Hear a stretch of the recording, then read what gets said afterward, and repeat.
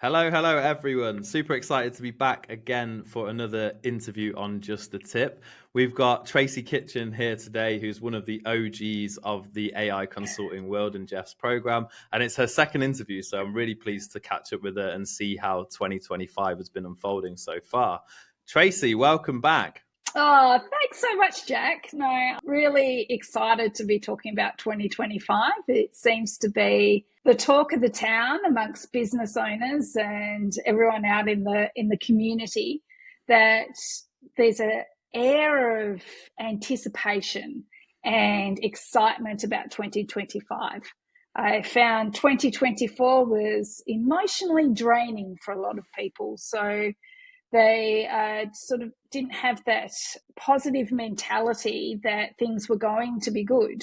And yet we hit 2025 and all of a sudden the energy shift.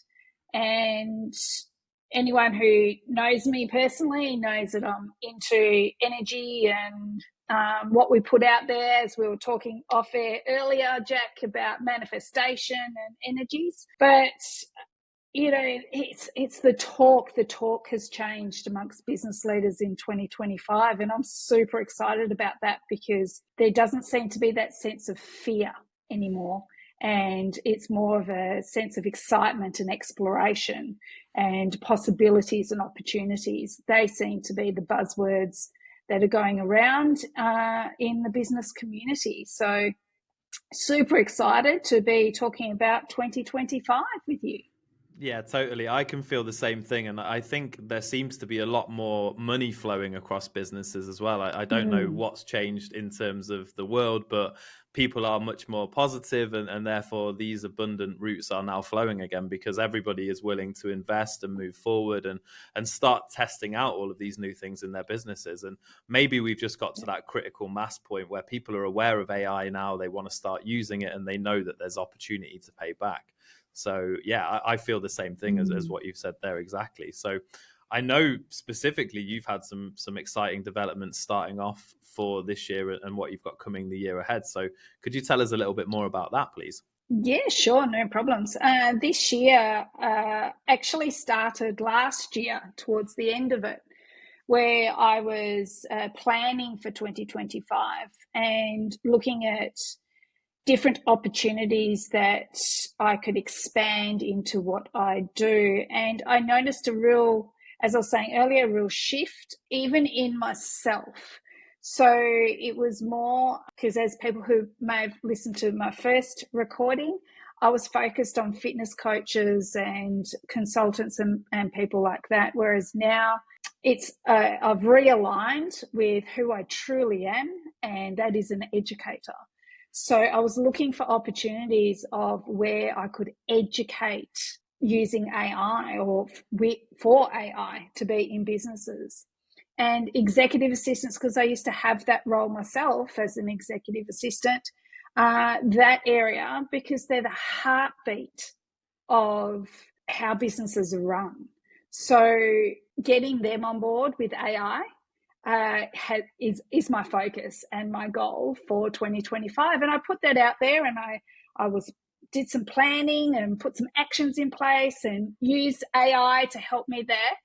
And really then started posting furiously about my intentions for 2025. And because I'm going to be running workshops this year and I wanted speaking gigs, and I just put it all out there into the world through my content on LinkedIn. And lo and behold, goodness gracious me, I hit the end of 2024 and I already had an executive assistant training business reach out to me and ask me to run an expert-led short course on AI for executive assistants. So that was the first thing, and that was before Christmas. So that was a great Christmas present for So you're ticking off a 2024. goal before 2025 even starts by putting your I intentions in know. place. Yeah. It was amazing. And then I got into 2025 and I'm just talking, in my content and in my email list about all these things that I want to do and everything and how I'm helping people and how AI is central to that. And then I get an email from the Leadership Institute from Sam there, and he's booked me for 4 speaking gigs. And one of them's actually an international one. So, and they're all in person, which is what I wanted. I planned for that and it's come true. So that's so exciting because that is all executive assistants, personal assistants, and administration officers. So I will be running mini workshops at these summits for executive assistants and PAs and on AI and how it makes their role super simple and more streamlined. Because I don't know if you know, Jack, but EAs, they are juggling 1,000,001 tasks, and most of them are repetitive tasks. And that's where AI fits in beautifully and seamlessly to be able to take that load off them. And that's what I'm hoping to talk about during those summits. Nice. So not only are you taking some workload away, you're also allowing the focus to be better for these people. And I know for a fact that my executive assistant, she is well versed in all things AI, and that's made a huge difference to what we're doing. And even then, she still has a million different things to keep an eye on, because without her, without Ben, I would be totally lost and pretty useless, to be honest with you. Absolutely.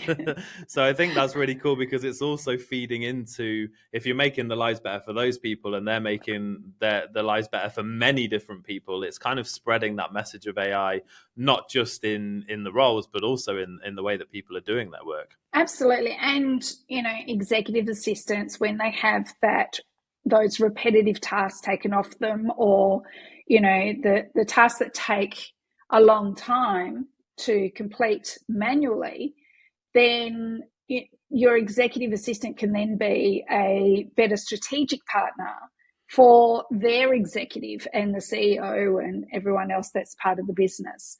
And, then they'll have more satisfaction in their job as well, to be seen as a leader and helping everyone and having that strategic thought as part of the business process.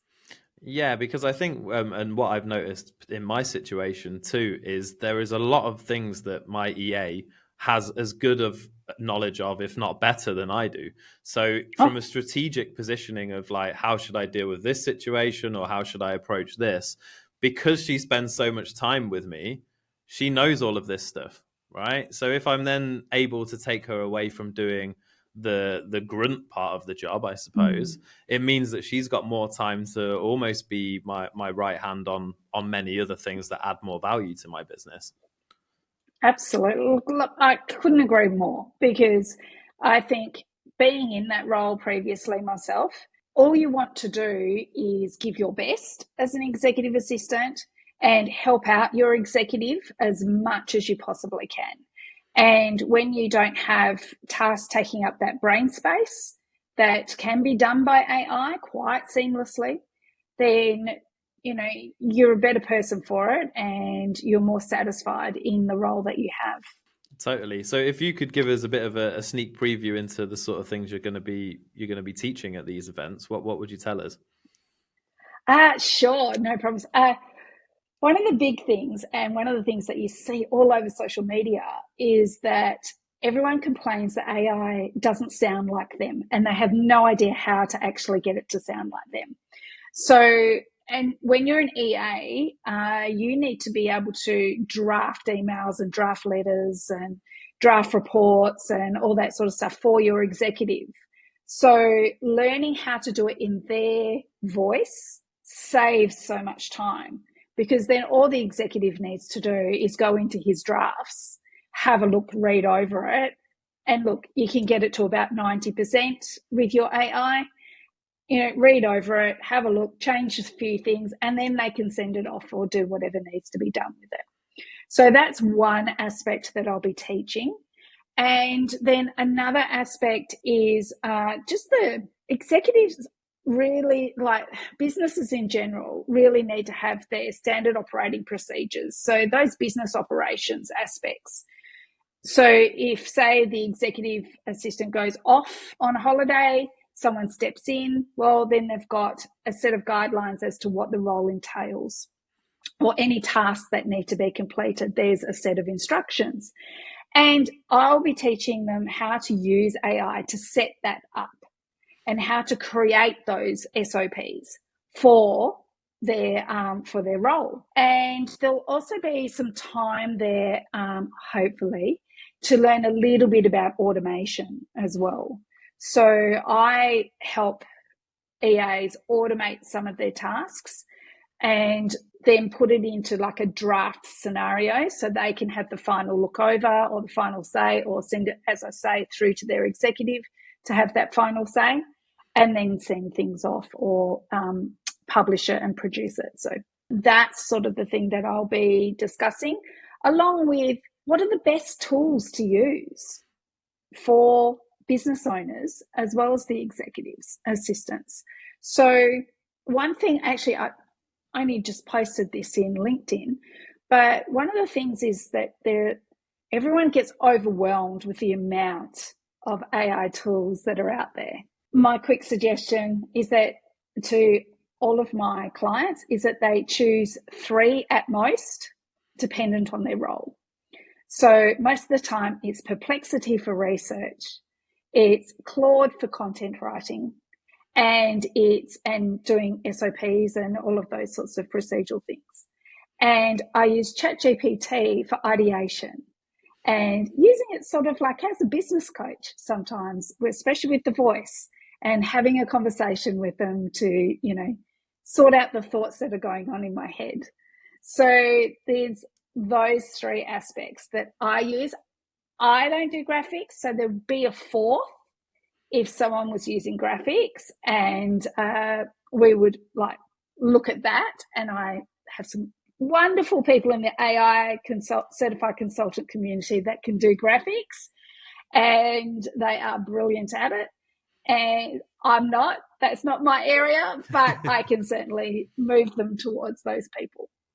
Sure, yeah, and I think that's the same for me. Graphics is definitely not my strong point. So you did you did touch upon there the AI consultant community. So how are you finding the community these days, and has much changed there? Has it developed? Like, where do you see the community of consultants these days?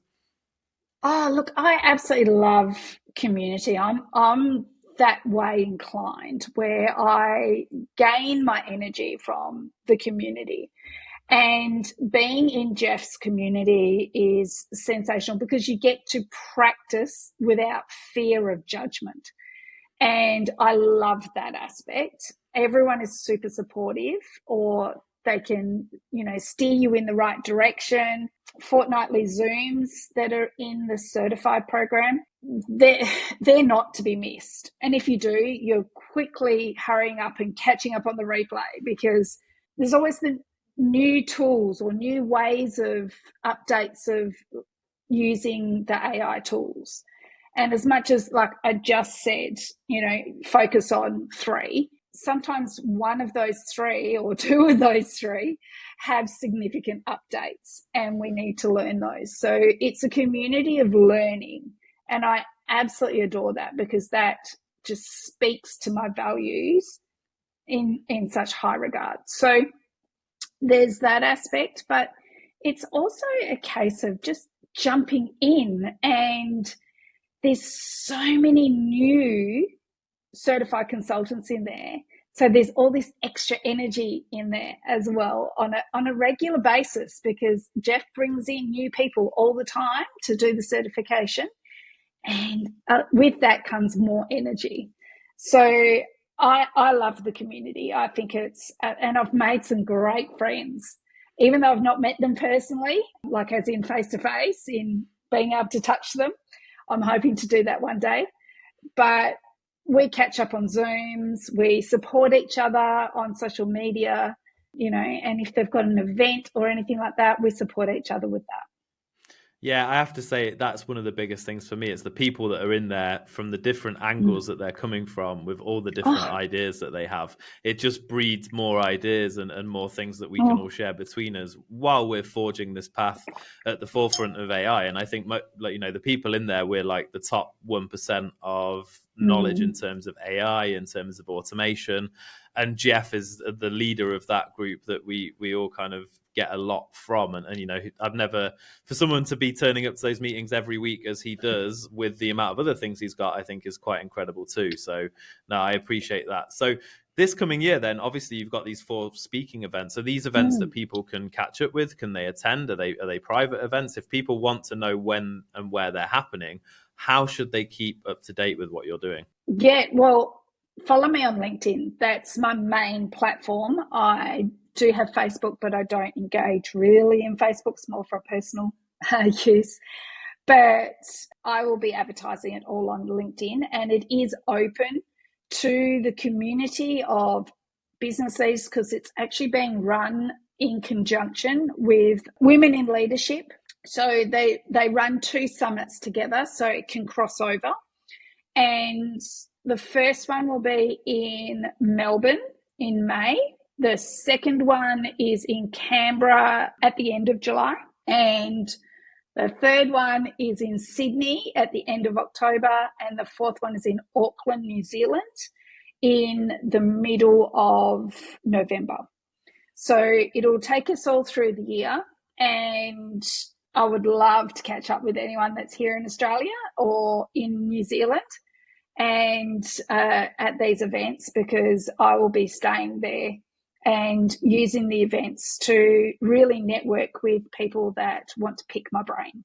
So that's someone who gives lots of value and, take advantage of that, because I will definitely give more than what I am supposed to. Totally, yeah. Someone as passionate as teaching as you are, I'm sure that will not to be missed. And we will put all the details of your LinkedIn in the description as well, so people can find you there. And obviously, as the events come up, they can be promoted as well. So thank you very much. I appreciate you coming on again today, Tracey. We'll have to do it again in another 6 or 9 months' time, just to see how far things have progressed. Absolutely. And I forgot to say that I'm actually running workshops throughout the year as well, which you'll be able to find on LinkedIn.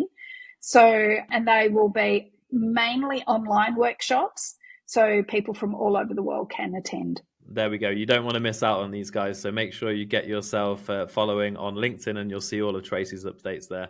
So yeah, thank you again. I appreciate you taking the time, and I'll look forward to the next one. No problems, Jack. Thank you so much. Take care. Bye, everybody.